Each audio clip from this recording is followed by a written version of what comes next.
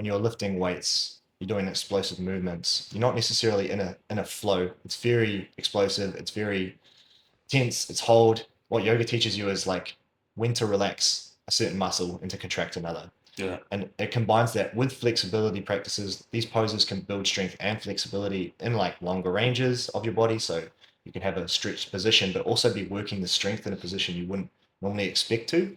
And it challenges little muscles that you wouldn't expect as well. So if I was to sell yoga to somebody, it's really just depends on them and what they're after. If they want to hide from their being and like not really dive deep and help their self in a whole holistic way, Mm. yoga might not be for you.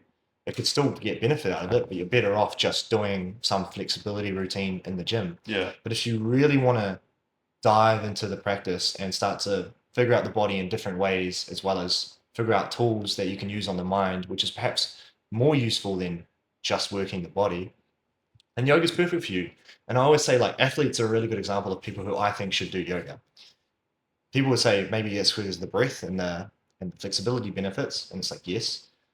I think one of the biggest things that yoga does specifically for athletes is when you are able to regulate the nervous system better through training the breath, Yeah. you can actually lower levels of anxiety and it keeps you in a flow state better. So a flow state is, like I said, when there's a balance of parasympathetic and sympathetic activation.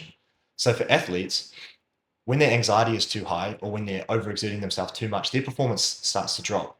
But what Mm. yoga does is it like can help you stay in the point of best peak performance, Yeah. lowering overall cognitive arousal.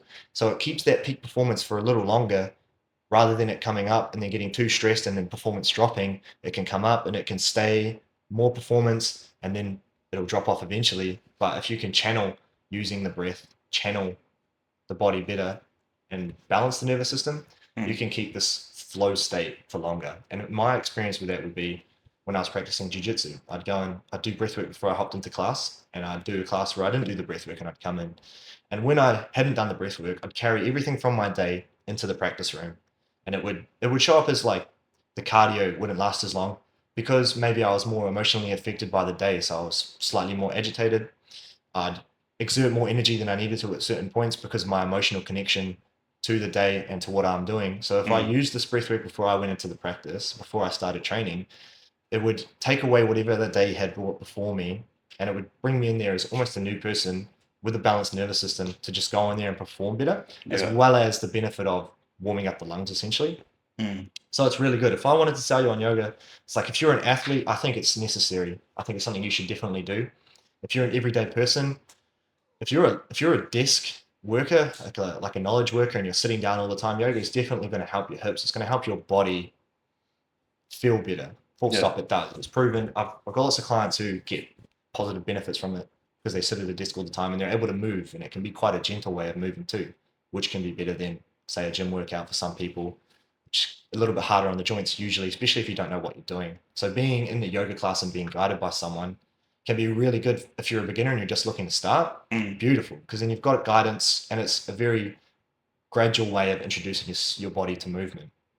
If you're already experienced at training and doing things, yoga is just a good way to switch it up because I find you can plateau quite easily. So if you chuck yoga into your routine, it kind of splits the plateau up. You can work on different areas of the body that perhaps you neglected without realizing. Different type of strength as well. It works a lot of isometric strength, which is not always something people use Yeah. or think about training specifically. So it can be really good for that as well.